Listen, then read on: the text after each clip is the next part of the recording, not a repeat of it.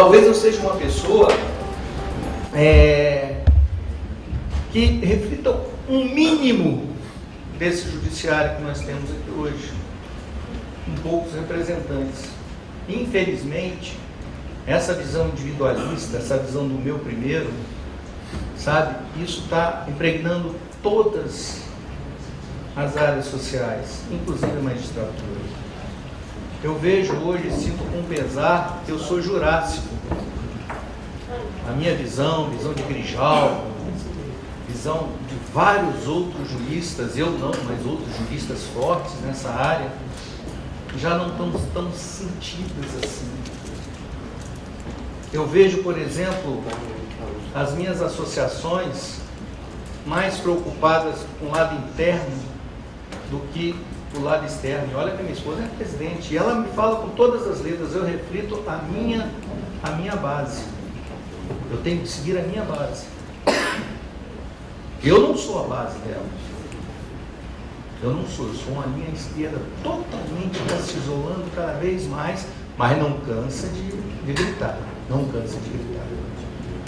Então, quando eu vou falar de judiciário, quando eu vou falar de direito do trabalho dos senhores aqui, não pense que essa é a visão do juiz do trabalho.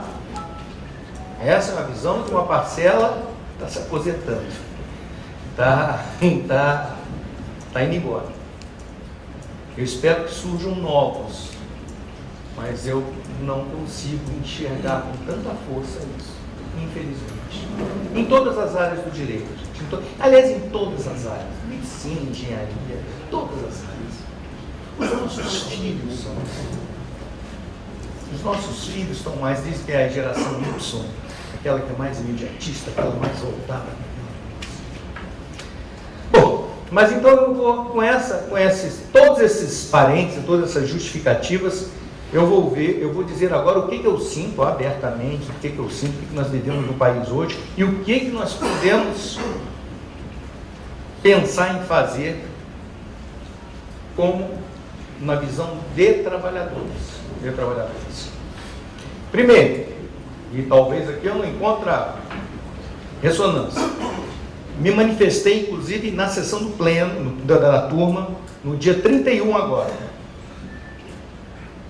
Nós rompemos com o Estado Democrático de Direito, no dia 31, com o golpe, eu não digo impeachment não, com a presidente Dilma. Eu acho isso, respeito quem acha o contrário. Tem amigos meus que são radicalmente contrários, eu não. Eu acho que nós cumprimos todo um processo formal apenas para destituir quem teve votos por outros interesses. Essa é a minha opinião. Isso se chama estado de exceção, porque parece, é aquele famoso Denorex, parece, mas não é. Parece que é um instrumento normal, parece que tudo foi respeitado, mas não foi. Não foi essa visão. Então é isso que eu sinto neste momento. É com grande pesar, eu não pensei que eu fosse viver. Eu era menino quando teve o golpe de 64, estava aqui ainda no plano, aqui, eu nasci no Rio, fui criado em Brasília, lá no plano, e eu vi os tanques passando, eu vi a UNB sendo invadida. Eu era menino, eu estudava na UNB, na escola de música que tinha lá. Eu vi, eu senti muito isso, para mim é muito doloroso, muito doloroso, muito doloroso. Mas está aí. Será que é só a destituição da presidente? Será que nós só estamos vendo isso? Será que há muito tempo nós não estamos vendo um dilapidar do nosso patrimônio, das nossas empresas públicas, a preço de banana para se entregar várias outras coisas? Será que nós não estamos? Será que não é algo coordenado? Será que nós não estamos vendo, por exemplo, o crescimento do rentismo, que é só aplicação? Sempre foi assim, o governo de PT, de PSDB, de qualquer um, sempre valorizando é o juros, quem investe na bolsa e não quem investe, quem trabalha. Isso vem com muito mais força. Não tenham dúvida que vem com muito mais força. não significa apenas a destituição da presidente. Digo mais uma vez, vem sim por aí a questão dos direitos trabalhistas. Nós vamos enfrentar sim uma terceirização abrangente. Nós vamos enfrentar sim essa flexibilização de uma CLT que está aí, que é um dos melhores instrumentos que nós tivemos em todo o campo jurídico do Brasil, que até hoje ela é atual. Não pensem, senhores, que ela não é atual, não. Código de Processo Civil foi atrás da CLT. Direito Civil foi atrás da CLT. E nós hoje não aplicamos, achamos que ela é retrógrada. Por que que é? Nós temos que ver, quando nós olhamos o direito do trabalho, nós temos que olhar os princípios da Constituição e do direito do trabalho. Fala uma coisa para os senhores. O que que diz a nossa Constituição lá no artigo 1º? Fundamento. Por que que nós estamos aqui todos unidos, aqui, podendo sair à rua? Por que que nós somos brasileiros? Por que que nós choramos as derrotas comuns e comemoramos as alegrias e as conquistas comuns também? Porque aqui é uma nação, mas essa nação tem princípios e fundamentos, e um deles está lá no livrinho, no nosso livrinho, todo mundo deveria conhecer, mas conhecer bem, não é só o jurista conhecer, não, conhecer para aplicar na prática. Está lá, diz assim, ó, é fundamento da República Federativa do Brasil. Fundamento. O que é? É a base de tudo. Dignidade da pessoa humana. Valores sociais do trabalho e da livre iniciativa. Gente, nós temos que valorizar isso aqui. Nada pode ser editado como lei ou interpretado dentro de uma lei se a gente não tenha esse fundamento na cabeça. A lei pode ser a melhor possível. Se ela está ferindo o valor social do trabalho, ela não vale. Ou se vale, nós temos que interpretá-la como ela está, conforme a Constituição. Então, nós temos também aqui, ó, no artigo 5º, é garantido o direito de propriedade. O Brasil é a livre iniciativa, nós somos um país capitalista, a livre iniciativa.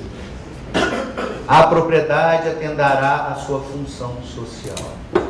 Então, você veja, os valores sociais, eles estão para o trabalho e para a livre iniciativa. Eu não posso ser um empresário simplesmente chegar e falar assim, eu estou no lucro, eu só quero meu lucro. É meu lucro.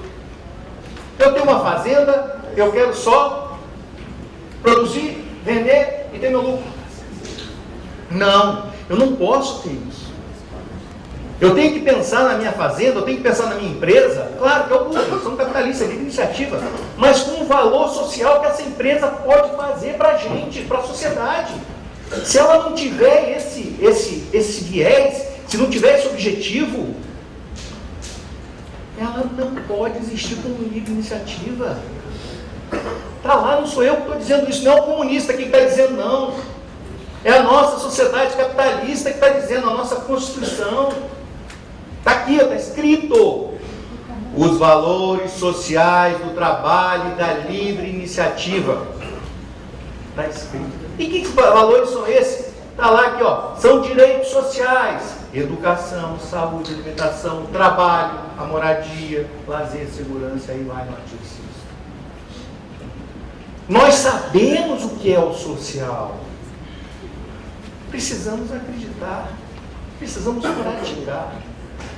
Se a gente for lá no salário mínimo, falar, o salário mínimo é isso que garante, você para isso, vestuário, não sei o que. Gente, a gente sabe que esse salário mínimo não paga nem a metade e a gente continua acreditando nisso. Aí o que eu digo para vocês? É só a retórica, é só o bonito, é só ter um texto e botar no papel. Cadê a eficácia? Cadê a efetividade? Cadê?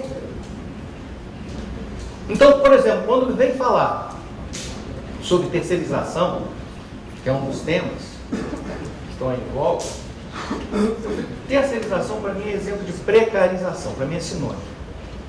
Terceirização é sinônimo de precarização. Não deveria existir. Há tempos atrás, juízes conservadores não davam nem um vínculo de emprego com a prestadora de serviço. Dava direto para a tomadora. Não reconheciam nem um vínculo. Me lembro disso, eu estava iniciando ainda na carreira, tinha essas decisões, essas discussões, era até servidora. Então, não existe. Hoje, cada vez mais. Hoje, por exemplo, se eu chegar e falar assim, vamos acabar com todas as terceirizações, garanto, talvez nessa sala aqui, vários vão me tacar tomate. Por quê? Porque nós temos hoje várias categorias fortes que são eminentemente terceirizadas. Querem uma? Vigilantes. Uma categoria forte. Uma categoria forte. Então, quer dizer, hoje, eu sou contra a terceirização, mas nós temos que atenuar esse efeito maléfico da terceirização. Como? Primeiro, não aceitando essa lei que vem por aí. Gente, isso aí vai ser o maior retrocesso que nós podemos pensar. A linguagem é bonitinha, eles falam uma coisa assim, mas tomem cuidado. Tomem cuidado. Não vem coisa boa. Eu, por exemplo, sou contra a mediação. Mediação é aquele negócio de tirar do X trabalho para botar para algum particular para negociar, para discutir um acordo de uma relação trabalhista entre empregado e empregador. Eu sou totalmente contra. Eu acho que o juiz ainda é a figura central e deve ser preparado para saber conciliar bem, evitando a renúncia do trabalhador. É um trabalho, é uma técnica. Aí falam assim, não, mas então, por exemplo, podia mediar os altos empregados, aqueles empregados assim e tal. Aí eu fico pensando, conversando até com a minha esposa, que ela também é contra a mediação, vou falar sobre mediação.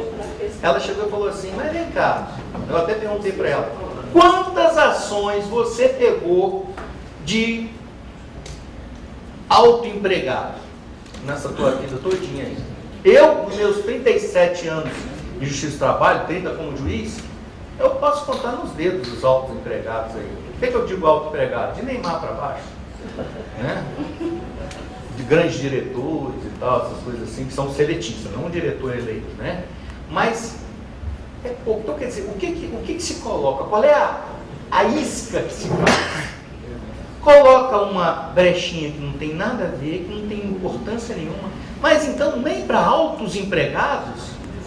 Aí vocês vão ver o que aconteceu com os bancários, né? Autoempregado era alto mesmo, depois foi baixando, qualquer um lá agora é função gratificada, é 8 horas, não sei o que lá, e vai. É perigoso, vai entrando, sabe? Põe aqui e a gente morde a isca. Nós temos que tomar cuidado.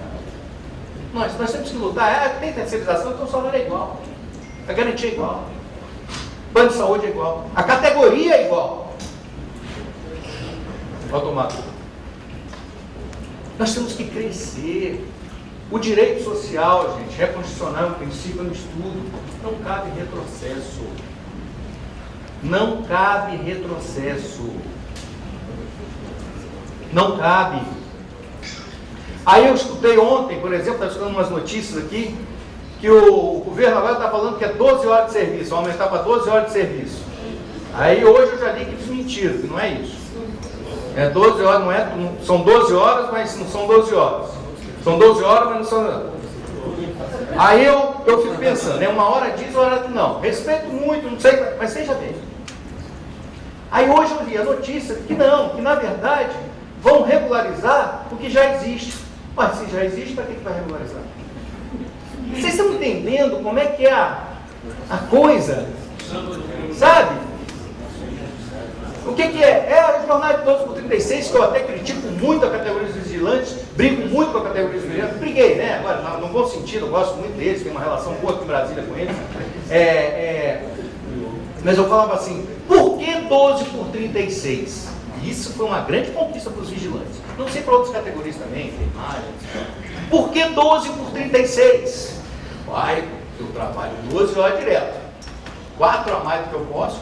Na verdade, a CLT fala 10 horas. 10 horas é o máximo.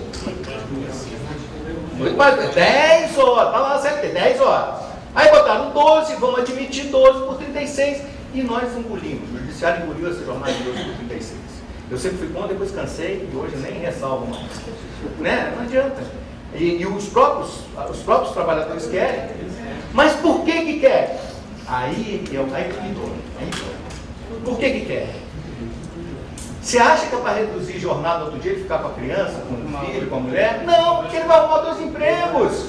É isso mesmo. Ele vai ter condição por vigilante, que é uma categoria até que ganha bem. Entendeu? Enfermagem. Entendeu? O que ele vai fazer? Ele vai fazer 12 aqui, aí sai e 12 aqui. Tanto que a gente vê quando o empregador quer, desculpa o termo, sacanear, o empregado, ele muda tudo. Muda o turno. Muda o dia. Sabe? Então vocês vejam só que não é benefício nenhum, gente. Sabe por quê? Mas ao mesmo tempo é uma necessidade, eu tenho que reconhecer que se 2 empregos, por quê? Porque o salário é baixo. O salário é baixo. Porque se o salário fosse bom, se nós tivéssemos uma preocupação nesse país com uma base salarial forte, nós teríamos, primeiro, e eu não entendo esses capitalistas assim, não entendo, é porque nós sempre fomos, né, colônia da colônia, sabe? Só pode ser. Porque o dinheiro não fica aqui, só pode ser. Fica só um pouquinho. Porque se eu tenho dinheiro circulando na economia, eu tenho meu produto sendo vendido. Isso é óbvio. Isso é óbvio. Agora, se eu tenho meu dinheiro circulando aqui, e eu pego esse dinheiro e jogo na bolsa lá nas Ilhas Maldivas, não sei aonde, aí meu dinheiro não está rendendo. Está rendendo para mim, mas não está rendendo para a sociedade. É esse o modelo que temos visto aqui. Você chegar, por exemplo, propor esse negócio de horas, trabalhos, hora por hora, eu não entendi direito, confesso que eu não entendi a proposta. Confesso que eu não entendi. Mas o que é isso? E os rodoviários também aqui em Brasília fizeram isso. Uma convenção nesse sentido, que eu também achei um absurdo. O judiciário engoliu. Que o ônibus chegava, fazia um turno até 10 horas, não sei o que lá, e depois só pegava depois de 16 horas. 2 pegadas. Né? 2 pegadas. E aí esse rodoviário ficava o tempo todo, mas ele pode fazer outra coisa, pode descansar, pode estudar. Não pode, o horário é quebrado, justamente porque é de pico. Ele não faz nada, ele fica à disposição, não consegue fazer nada direito. Então esse horário picado, eu não sei, eu chamo de horário picado, né? Eu não consigo entender direito. Eu acredito ser assim, olha, não, hoje você vem. Amanhã você não vem não, tem pouca coisa aqui, aí quer dizer, eu posso ter isso. Agora, coitado do trabalhador, tem que ficar esperando como se fosse de sobreaviso, para ver se vai migalhar 1 ou 2 horas. Que absurdo, gente, que absurdo. Isso não pode existir. Isso vai contra os fundamentos aqui. Não pode. Aí vem a grande força agora. O negociado sobre o legislado. Você sabe, agora eu vou. O comum aqui vai espantar vocês. Eu concordo. Desde que se respeite os princípios aqui, ó. Sempre é regra. É o princípio da autonomia do direito do trabalho. É direito do trabalho por causa disso. O que é? A norma mais favorável. Norma mais favorável. O que é isso? Vale para o trabalhador a norma mais favorável. Aquela que for melhor para ele. Então, se eu digo na Constituição que a hora extra é de 50%, um adicional de 50%, mas que ele negociou com o empregador um adicional de 200%, o que vale é ele, querido. O que vale é a convenção, o que vale é o acordo coletivo. Porque isso é direito do trabalho. Se você tirar isso, não é mais direito do trabalho, é direito civil, direito industrial, direito patronal, qualquer coisa, menos direito do trabalho. Então, que me desculpe o ministro Gilmar Mendes, que me desculpe o presidente do TST, ministro Ives Ganga Martins Filho, isso é um total retrocesso. Retrocesso, na minha opinião, quase que a Revolução Industrial. É um absurdo demais, inconstitucional. Não deixem que isso passe. Não deixem que isso passe. Porque senão nós acabaremos com o direito do trabalho. Podem chamar de outra coisa. A Constituição, quando fala aqui no artigo 7, fala, são direitos dos trabalhadores urbanos e rurais, além de outros que visem a melhoria de sua condição social. O que quer dizer isso aqui? Que aqui nós temos o mínimo do mínimo do mínimo da rasteira, do chão, da careca da minhoca. É isso que nós temos aqui. É lá que qualquer coisa pode ser acrescida. O que não existir, que for fora disso, é inconstitucional. Não é mais direito do trabalho. Ponham isso na cabeça. Vai ter um grande congresso agora em São Paulo, parece, sobre 75 anos da CLT. Grande congresso lá. Falando da autonomia da vontade no direito do trabalho. Colegas, meus amigos, trabalhadores, a elite está se movimentando. O IDP aqui em Brasília, com gente boa, eu respeito muito, não concordo. O IDP aqui em Brasília, do ministro Gilmar Mendes, do ministro Ives, e outros juristas, conservadores, no meu entender, que estão trabalhando propostas para que se reduza muito as conquistas dos trabalhadores. Mas não é pouco, não. Não é pouco, não. Não é pouco. Não é pouco. Congresso de São Paulo, quem tiver uma oportunidade, dá uma passadinha, eu não vou não. Mas quem tiver, dê uma passadinha, vocês vão ouvir o que vocês têm. Mas, na verdade é isso, o trabalhador tem que ir nesses congressos que a elite faz. Tá? Eu me lembro que eu era presidente do tribunal e fui convidado para ir para, quando eu fui presidente do tribunal, ou fui convidado nesses congressos da Fiesp. Fiesp não, era do banco, como é que é? Gente, é uma pressão. Aqui vocês me convidaram, botaram um e-mail, sei que lá, se eu não vier, só tchau, vai embora. Não é, tem quem queira, tem quem queira. É uma pressão, meus amigos. É uma pressão. Mano, eu tive que ser mal educado. Eu falei, eu não quero. Eu não quero porque eu tenho compromisso. A gente sempre é assim. Não, eu não quero porque... Eu não quero porque... Eu falo, olha, mas foi tanta insistência, que eu cheguei e falei assim, olha, eu vou ser muito educado, mas mal educado. Eu não quero esse negócio. Vocês param de insistir. Eu não quero escutar o que a Febraban fala para mim, não. A pressão é tão grande que até de colegas que não sabiam de nada vieram me perguntar, ô Mário, você não vai não, é? Todo mundo foi. Todo presidente que aqui esteve lá foi. Sabe? Então, não pensem que a coisa não é orquestrada, não. Não pensem, não pensem. Então, o que eu vejo de todas essas mudanças é a minha visão particular disso e outras que podem estar caminhando. Por exemplo, e vem de ataque de tudo quanto é lado. Eu já denunciei isso. Nós estamos enfrentando um novo tsunami para acabar com a justiça do trabalho. O direito do trabalho é a justiça do trabalho. Tem muito juiz que não fica contente com isso. Quando ficarem lá num puxadinho da justiça federal lá, ou da justiça estadual, eles vão ver o que vai acontecer. Isso para o trabalhador é péssimo. Mesmo com o nosso perfil de hoje. Porque a justiça do trabalho tem um viés que é diferenciado. O juiz que chega, é assim, eu acho que talvez pelo nosso excesso de audiência, as coisas todas, esse embate diário, a gente tem uma coisa assim mais, apesar que nós estamos perdendo isso. Mas, por exemplo, quando esse ministro da Saúde, Ricardo Barros, que foi o relator, no governo passado, relator isso desde o governo, Brasil, votou pelo orçamento, ele deu um corte de 90% do custeio da Justiça do Trabalho. 90%, custeio não, desculpa, de investimento na Justiça do Trabalho. E 36% de custeio.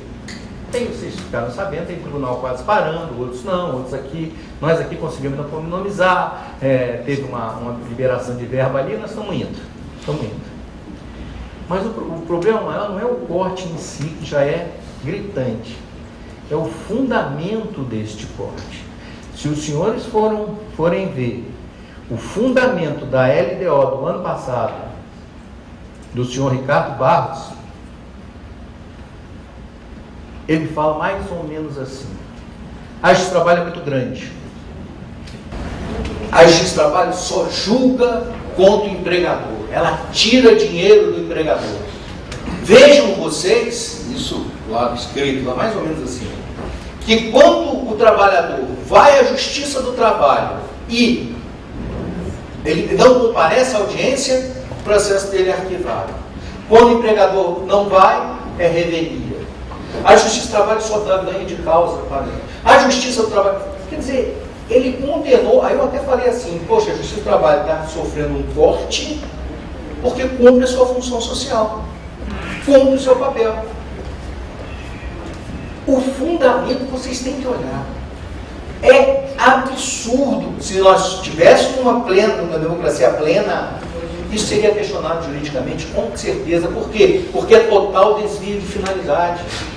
Eu votei numa coisa com um fundamento totalmente... Ele podia falar qualquer coisa. A gente trabalha grande mesmo, nós estamos em crise, não sei o quê, mas não dizer que nós somos uma justiça tendenciosa. E por isso dá muito errado. Sabe? Então, é esse o cenário que nós estamos enfrentando. Esse o cenário. Não deixem acabar com a Justiça do Trabalho. Não permitam. Façam greve. Vão às ruas. Parem esse país se for preciso. Porque eles já estão fazendo isso de uma outra forma. Eles fizeram isso de uma outra forma. E não estão preocupados com isso. Pensem nisso. Não acreditem nessas elites que eu faço parte. Construa o próprio caminho. Construa o próprio caminho. Exijam. Só assim nós teremos um mundo melhor para os nossos filhos. E não apenas, talvez, para o meu, para o outro ali, para o apolado, como ganhar dinheiro lá pelas bandas dos paraísos fiscais. Pensem nisso. Está na mão dos senhores. O Brasil está na mão dos trabalhadores. Se vem o tsunami, nós também temos força, vocês têm força para rebater. Há muito tempo atrás, assim da origem do PT, eu militava no movimento estudantil, eu fui convidado a entrar no PT. Na época. Eu nunca me filiei a partido nenhum, nunca quis mexer com partido nenhum, nem nenhum. Eu era muito crítico de tudo, de muitas coisas. E eu me lembro que, na época, eu cheguei e falei assim, estava aquele movimento, vocês vão lembrar que era em 1978, nós tínhamos aqui, era o voto nulo por um partido operário. Era o lema de uma campanha que tivemos, que era voto nulo por um partido operário, e que isso rendeu depois que veio. Começou aquela coisa, ABC, vocês conhecem mais do que eu. E eu fui convidado, eu falei assim, eu não vou entrar. Por quê? Porque eu sou estudante. Eu sou, no fundo, filhinho de papai. Eu tenho casa, comida, roupa lavada. Eu não sou trabalhador. Partido trabalhador tem que ser trabalhador. Eu nunca entrei no PT, em nenhum outro partido agora disso, e eu me sinto muito bem com isso. Eu estou fazendo essa metáfora, estou fazendo essa comparação, só para falar para vocês que o Brasil é dos trabalhadores. O Brasil é de vocês. O futuro está na mão de vocês, unidos, numa briga que vai ser ferrenha. Não pensem. E tem uma frase que eu queria terminar assim, para depois a gente deixar, se vocês não me expulsarem, né, e tal. Uma frase que eu ouvi quando o Eduardo Galeano fez recitou aquele sonho impossível dele, e uma frase que dizem que é anarquista, eu não sei, mas que sempre acompanha Eduardo Galeano, que é mais ou menos assim: se não me deixam sonhar, não vos deixareis dormir.